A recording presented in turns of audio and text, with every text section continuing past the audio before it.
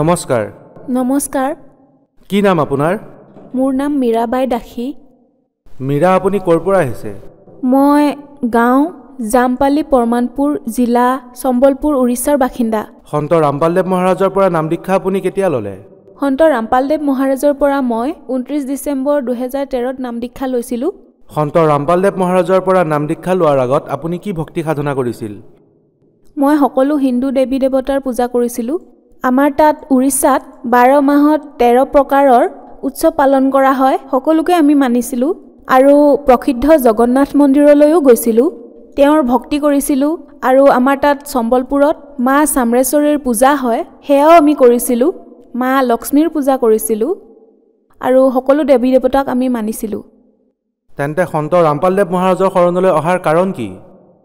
সন্ত ৰামপালদেৱ মহাৰাজৰ জ্ঞানক মই বুজিলোঁ আৰু বাকী ধৰ্মগুৰুতকৈ তেওঁক পৃথক যেন লাগিল। তেওঁ সকলো শাস্ত্ৰৰ অনুসৰি ভক্তি দিয়ে, সকলো প্ৰমাণ সহিতে কয়। তেওঁ গূঢ় ৰহস্যৰ আৰু গীতাৰ জ্ঞানৰ কথাও কয়, যাৰ বাবে মই বহুত প্ৰভাৱিত হ'লোঁ আৰু তেওঁৰ পৰা মই নাম দীক্ষা ল'লোঁ। সন্ত ৰামপালদেৱ মহাৰাজৰ পৰা নাম দীক্ষা লোৱাৰ পিছত আপুনি কি লাভ পালে? সন্ত ৰামপালদেৱ মহাৰাজৰ পৰা নাম দীক্ষা লোৱাৰ পিছত মই বহুত প্ৰকাৰৰ লাভ পালোঁ। আমাৰ আগতে আৰ্থিক স্থিতি বহুত বেয়া আছিলে। মোৰ দেউতা এজন কৃষক আৰু সেইবাবে আমাৰ আৰ্থিক স্থিতি বহুত দুৰ্বল আছিলে। গতিকে আমাৰ আৰ্থিক স্থিতি ভাললৈ আহিল। এডুকেশ্যনৰ ফালেৰেও মই বহুত লাভ পালোঁ। পৰমাত্মাৰ আশীৰ্বাদত মই BEd গভৰ্ণমেণ্ট উৰিষ্যাত ছিট পালোঁ আৰু PG এণ্ট্ৰেঞ্চত গংগাধৰ ইউনিভাৰ্চিটিটো মই প্ৰথম ৰেংকতে ছিট পালোঁ আৰু বহুত কিবা কিবি লাভ পালোঁ।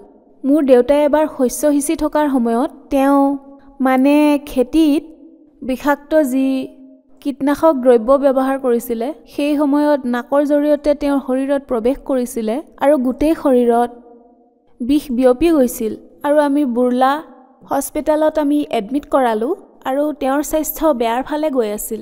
কিন্তু সন্ত ৰামপালদেৱ মহাৰাজৰ দয়াত তেওঁ একেবাৰে সুস্থ হৈ গ'ল। শস্য সিঁচি থকাৰ সময়ত এজন ল'ৰা সেইটো বছৰতে মৰি গৈছিলে আৰু বহুত বেয়া অৱস্থা হৈ গৈছিল।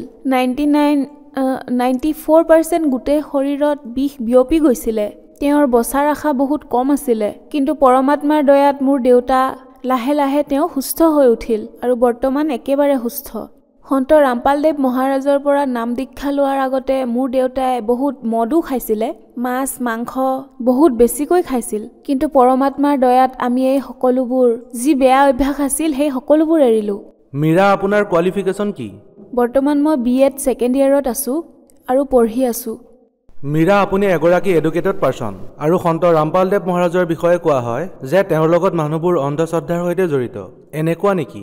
আমাৰ সন্ত ৰামপালদেৱ মহাৰাজৰ শিষ্যসকলে কোনো ধৰণৰ অন্ধ শ্ৰদ্ধা ভক্তি নকৰে, শাস্ত্ৰ অনুকূল ভক্তি কৰে, যি পৰমাত্মাই টিভিৰ মাধ্যমেৰে সকলোবোৰ প্ৰমাণ সহিতে খুলি খুলি দেখুৱাই কয়। আমাৰ সকলো ধৰ্মৰ যিবোৰ পবিত্ৰ গ্ৰন্থ আছে, সকলো গীতা, বেদ, কোৰাণ, 6খন শাস্ত্ৰ, 18খন পুৰাণ, সেইবোৰৰ আধাৰতে আমাক জ্ঞান দিয়ে। তেওঁ কোনো জ্ঞান নিজে মনে সাজি নিদিয়ে, তেওঁ শাস্ত্ৰ অনুকূলেহে ভক্তি কয়। গতিকে শ্ৰদ্ধালুসকল, বৰ্তমান শিক্ষাৰ অৰ্থ কেৱল উপাৰ্জন কৰাই নহয়, শিক্ষাৰে আমি পৰমাত্মাক বিচাৰি পাব পাৰোঁ। গতিকে সেই ভক্তিয়ে আমি সন্ত ৰামপালদেৱ মহাৰাজৰ দ্বাৰা কৰোঁ।